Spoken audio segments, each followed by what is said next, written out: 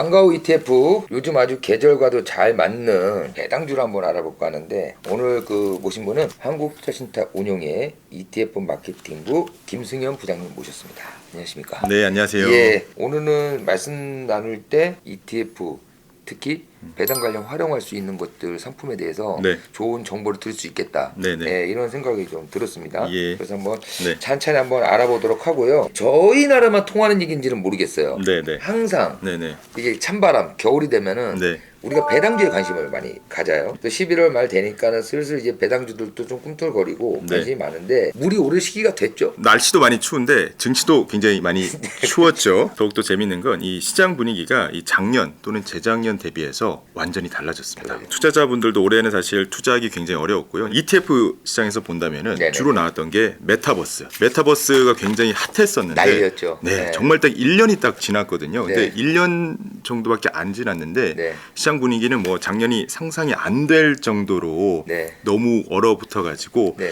그래서 저도 그렇지만 투자자분들도 굉장히 어려웠던 그런 한 해가 네네네. 됐을 수 있습니다만 네네. 그래도 저희가 이 투자 관점에서 교훈이라고 해야 될까요? 네네네네. 좀 그런 걸 좀 찾게 되면은 자산 관리 또는 이 포트폴리오 운용 뭐 분산 투자 요런 거에 대해서 저희가 좀 굉장히 많은 관심을 다 가지는 그런 한 해가 되었던 그렇죠. 것 같고요. 네. 올해 같은 경우는 이 주식도 물론 힘들었고 채권도 다 뭐 네. 힘들었긴 한데 그래도 좀 의미 있는 패턴을 찾으면은 채권형 ETF와 네. 같은 상품들이 이 순매수 상위에 있었습니다. 뭐 작년까지만 하더라도 사실 이 채권형 ETF에 대해서 네. 좀 많이 관심이 없으셨어요. 장기적으로 저금리 상황이 지속되다 보니까 네네네. 채권형 ETF를 사실 할 유인이 거의 네네네. 없었고 근데 올해 또 재밌는 건 배당 관련된 네네. ETF들이 굉장히 인기가 많았다. 네. 이렇게 좀 볼 수가 있고 그러다 보니까 저희 한국 뭐 투자신탁원 에이스 ETF를 비롯해서 최근 운용사들도 최근에 출시되는 상품들 같은 경우에는 종목명이 좀 이상할 거예요. 에이스 23-12 예, 예, 회사채 그렇지. AA 액티브 예. ETF.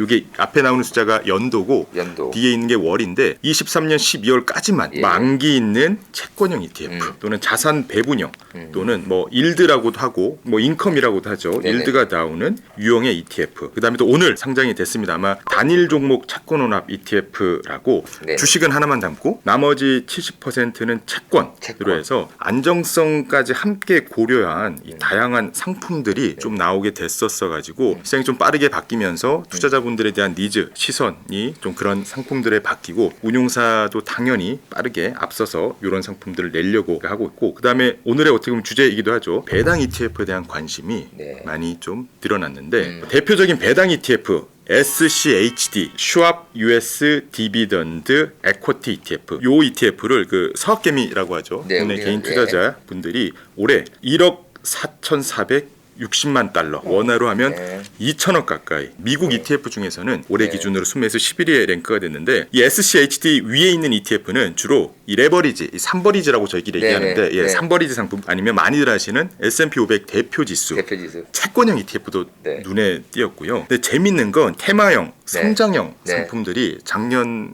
이맘때는 굉장히 상위에 있었습니다. 뭐 메타버스라든지 네. 아까 말씀 뭐 2차 전지라든지 네. 이런 상품들이 좀 상위에 있었는데 올해는 아예 바뀌었다. 연초까지만 해도 저희가 네네. 테마형 ETF가 올해 주류다 해갖고 네. 쭉 나갔단 말이에요. 네네네. 근데 올해 시장 안 좋아지면서 네네네. 쏙 들어갔죠. 맞습니다. 그리고 순식간에 하반기 들어서 금융으로 가면서 채권형. 맞습니다. 예, 이런 네. 것들이 안정성 자산이 굉장히 좀 부각이 됐어요. 물론 뭐 작년 상위에 있었던 뭐 전기차, 뭐 반도체, 네. 클린에너지, 메타버스 같은 종목들이 무조건 안 좋다 이런 건 당연히 저희도 아니고요. 그죠. 그렇지만 요것만 갖고 가는 시장은 완전히 아닌 것 같다. 아니죠. 지금부터 말씀드릴 SCHD나 이런 고배당 또는 채권형 상품들도 관심을 분명히 가지셔야 될 것 같다. 네네네. 이렇게 말씀드렸고 미국에 상장된 10억 달러 이상 배당 네. 투자 ETF들 같은 경우에는 올해 사상 최대로 유입을 했습니다. 그러니까 한국 시장에 있는 투자자분들만 배당 ETF에 관심 가진 게 전혀 아니고요. 미국 현지의 투자자분들도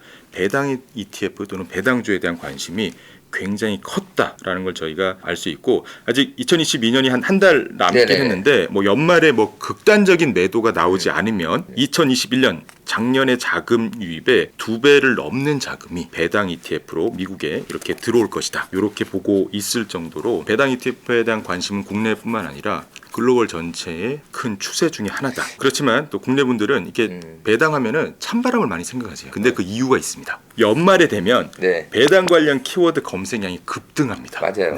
근데 또 재밌는 거는 미국 같은 경우 오히려 연말보다는 연초 상반기에 몰리고 그 몰린다고 해가지고 막 요렇게 갔다 요렇게 가는 게 아니라 꾸준히 있다가 꾸준히 조금 들어오죠. 올라가고 맞아요. 예, 그리고 조금 있다가 상반기에 또 올라가고 연말이라고 해서 네, 맞아요. 근데 한국 같은 경우에는 진짜 요렇게 가다가 요렇게 올라가거든요. 네네. 예, 제가 키가 180인데 네네. 그래서 요렇게 가서 이까지 검색량이 올라갑니다. 인식의 차이라고도 좀 볼 수 있는데 배당 같은 경우에는 우선 시세 차익과 함께 이 수익을 구성하는 굉장히 중요한 요소입니다. 두 개가 사실은 같이 이루어진다고 볼 수 있는데 이 MSCI 국가 지수 기준으로 네. 이 한국의 이 배당 수익률은 약 2.39% 네. 수준으로 월드 기준으로 한 2.18, 미국의 기준으로는 한 1.66 보다는 높습니다만 높죠. 배당 성향이라고 하죠. 기업들이 네. 이 배당을 줄 수 있는 재원 중에서 네네네. 실제로 배당 얼마나 주냐 요걸로 보면은 배당 성향은 20% 정도고요. 전 세계가 42%. 뭐 배당률만 단순히 보면은 조금 네. 높다라고 보실 수는 있지만은 네네네. 그래도 한국 기업이 전반적으로 좀 다른 국가에 비해서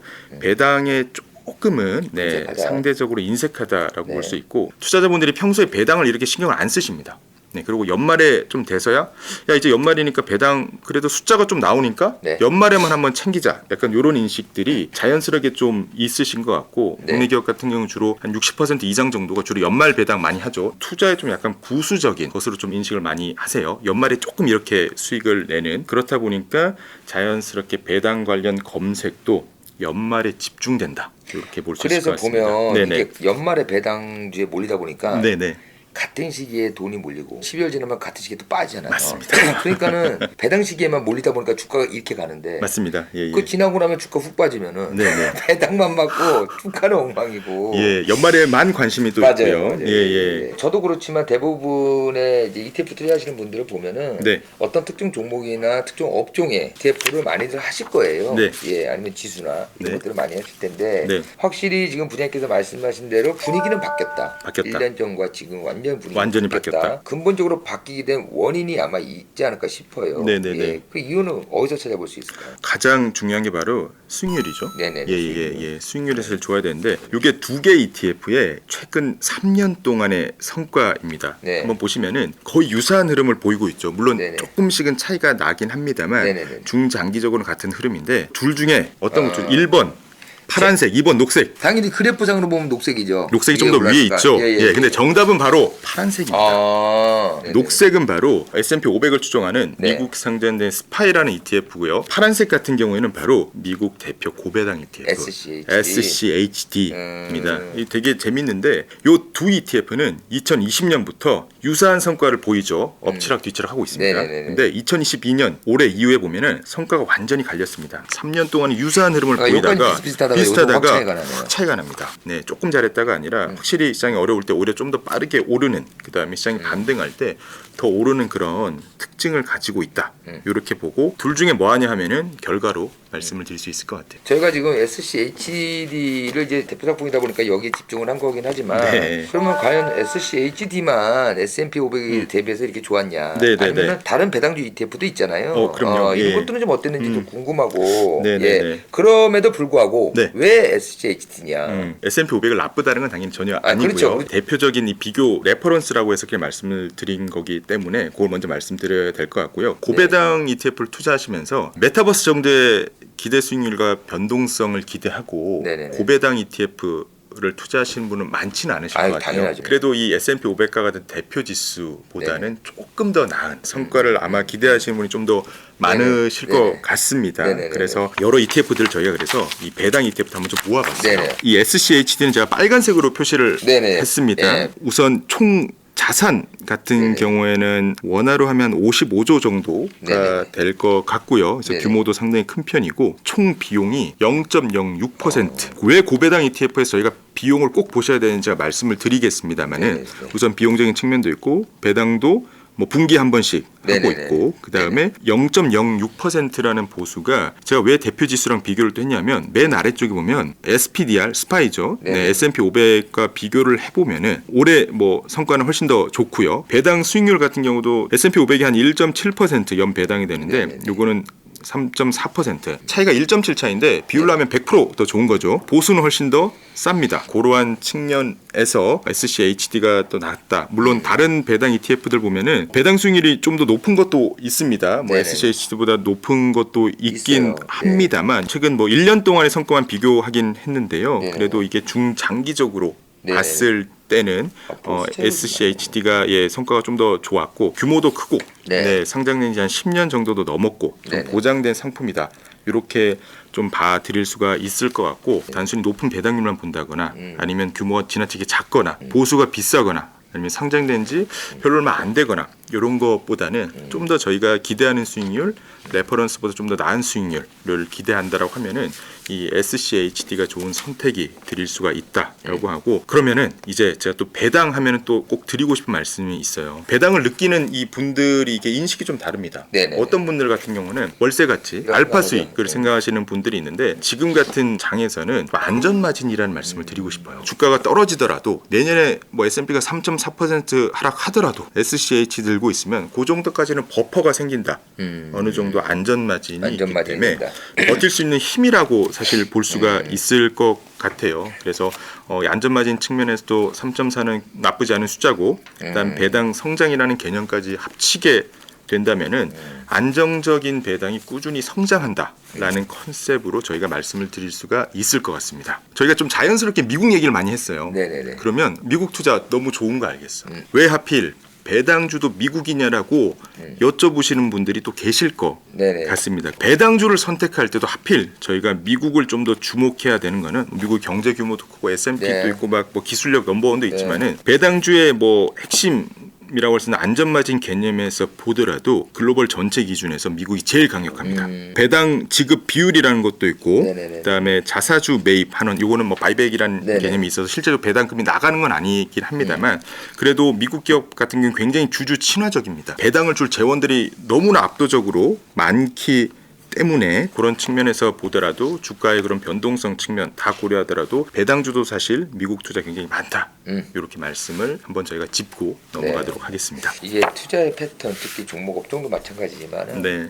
이게 사이클이라는 게 있지 않습니까? 이게 그럼요. 돌고 돌아요. 네. 5초까지만 해도 배당 ETF 이런 거는 관심이 크게 없었단 네, 말이죠. 크게 없었죠. 예. 네. 근데 그 사이에 시장 상황이 완전히 바뀌면서 배당 ETF도 주가점에서 굉장히 많이들 관심을 갖게 됐는데 네. 그렇다면 현재점에서 보면은 성장률을 조금 뭐 네. 주춤하다고 해서 아예 안 하고 배당으로만 포트를 좀 네. 채워야 될까? 뭐 이런 고민도 좀 있는 것 같아요. 저는 일반적으로 노라고 말씀드리고 싶습니다. 저희 에이스 같은 경우에도 올해 글로벌 반도체 투자하는 상품을 좀 냈는데 그 상품을 낼 때 저희가 투자자분들 질문 많이 받은 게 지금 반도체 겨울이 왔는데 네. 너무 어렵지 않냐라고 네. 말씀을 주셨는데 11월이 저점이다라는 뭐 그런 메시지 드린 건 전혀 네. 아니고 중장기적인 뭐 관점에서 봤을 때 반도체를 같은 성장주에 대해서도 반드시 저희가 포트에 일부분은 담아야 되고 가격적인 측면에서 매력적인 구간에 뭐 어느 정도 왔다라고 조심스럽게 판단하기 네. 때문인데 우선 2004년 이후에 뭐 네. 성장주와 가치주의 흐름에 이 중요한 포인트가 있는데 바로 성장주는 얼핏 보시더라도 조금 변동성이 크죠. 한번 뭐 하락했을 때의 그 폭은 성장주가 좀 더 큽니다. 그렇지만은 확실히 가치주보다는 조금 더 우상향하는 네. 모습들을 보이고는 있다는 네. 게 저희가 흔히 생각하는 성장주와 좀 비슷하긴 하죠. 네네네. 물론 뭐 코로나19는 조금 예입니다. 보시면은 네네. 코로나19 같은 거 오히려 가치주가 좀 많이 내려왔는데 이거는 뭐 팬데믹이라는 좀 특수한 그렇죠, 상황이 그렇죠. 있어서 일반 뭐 생필품 같은 하는 가치주 성격이 조금 어려웠고요. 공격적인 저금리 기조이기 때문에 뭐 성장주가 훨씬 더 높은 퍼포먼스를 보인 해다. 네. 이렇게 보실 수 있을 것 같고 투자라는 게 보면 가치주가 그렇다고 해서 안 좋다. 요건 전혀 아닙니다. 속도는 느릴지언정 네. 결국 성장이 계속 뛰어넘고 계속 나가고 있고 네. 지금까지도 꾸준히 상승 중입니다. 네. 조금 재미가 없다고 보실 수는 있지만 결과적으로는 꾸준히 올랐다 이렇게 네. 보실 수가 있을 것 같고요. 투자라는 것이 사실 예상할 수가 없죠. 네. 예, 그렇기 때문에 분명히 대비를 해야 되고 정말 저희가 운이 없었 가지고 작년에 모든 자산을 성장주로 넣었는데 네. 올해 은퇴를 해야 되거나 현금이 좀 많이 들어가는 시기가 오면은 이게 정말 남일 가치가 않다라는 사실상 현금이 묶이는 거죠. 묶이는 자금이 겁니다. 묶이는 거죠. 팔기도 쉽지 않고요. 그렇죠. 올해처럼 고점 대비 50% 이상 성장주가 하락하는 해는 치명적이죠. 존버가 안 됩니다. 맞아요. 그렇기 때문에 조금 더 투자를 이때 할 때는 자산 관리, 분산 이런 측면을 더 봐야 된다. 이렇게 할 것 같고, 그다음에 또 어떤 부분은 배당주가 약세장의 또 전유물이라는 분도 또 계세요. 우선 저는 거기에 대해서는 동의하지 않습니다. 네, 우선 첫 번째 약세장, 강세장 사전에 예측하는 게 불가능하고요. 불가능하고. 그렇다고 해서 이 약세장에 뭐 네. 조금 이렇게 방어를 하고 그렇다고 해서 강세장의 수익을 못 낸다. 그것도 아니거든요. 그것도 아니고. 보시는 것처럼 강세장에서도 조금 느리긴 합니다만 그래도 양호한 성과를 보이고 있다. 한두 해 만약에 부진을 하더라도 배당금이 계속 늘어나는 ETF도 있고요. 그렇게 되면은 분명히 배당 포트가 매력적이고, 그다음에 조금 더 지수보다 약간 인핸스드된 그런 수익률을 추구하는 분들께는 물론 S&P 500이 굉장히 좋은 레퍼런스이긴 합니다만 SCHD와 같이 유사한 성과를 보이고 조금 더 위에 있는 또는 배당이 꾸준히 좀 더 나오는 상품을 어느 정도 같이 가져가시길 또 말씀드리고, 또 ETF 투자할 때 또 매력적인 게 바로 저보수 상품. 비용. 네, 비용 측면. SCHD의 보수는 연 0.06% 말씀드렸죠. 네네네네네. 미국 대표 지수보다 싸기도 합니다. 네, 그래서 장기 투자에도 충분히 좀 매력적인 측면이 있다. 네. 성장주는 사실 매수 매도를 좀 잘해야 되는 측면도 분명히 더 있지 않습니까? 네네네네. 근데 그런 측면에서는 조금 더 마음 편하게 투자할 수 있다. 이렇게 말씀드릴 수 있을 것 같습니다. 성장주하고 가치지를 보면은 모양은 얼핏 보면 비슷해요. 네네. 근데 자세히 보면은 어느 게 더 마음고생을 많이 하겠구나라는 게 확연하게 보입니다. 네네네. 뭐 결과는 이제 두고 봐야 아는 거고 열려 있는 거긴 하지만 네네네. 이렇게 보면은 성장주는 참 우상향은 하지만 네. 중간중간 참 마음고생이 심하셨다 맞습니다. 이런 생각이 들고, 그 상대적으로 가치주는 꾸준해요. 네. 예, 꾸준하게 거의 뭐 횡보하다시피 이렇게 꾸준하게 가는데 네네. 지금 현 기점에서 보면은 네. 오히려 더 수익률 곡선은 우상향을 더 하고 있다. 맞습니다. 이런 걸 좀 볼 수 있는 예, 것 같습니다. 그렇지만 성장주가 나쁘다. 그건 뭐 아, 그런 그건 얘기는 아니죠. 전혀 아니기 이거 때문에. 잘 섞을 수만 있으면 예. 성공적인 투자를 할 수 있는 거고. 맞습니다.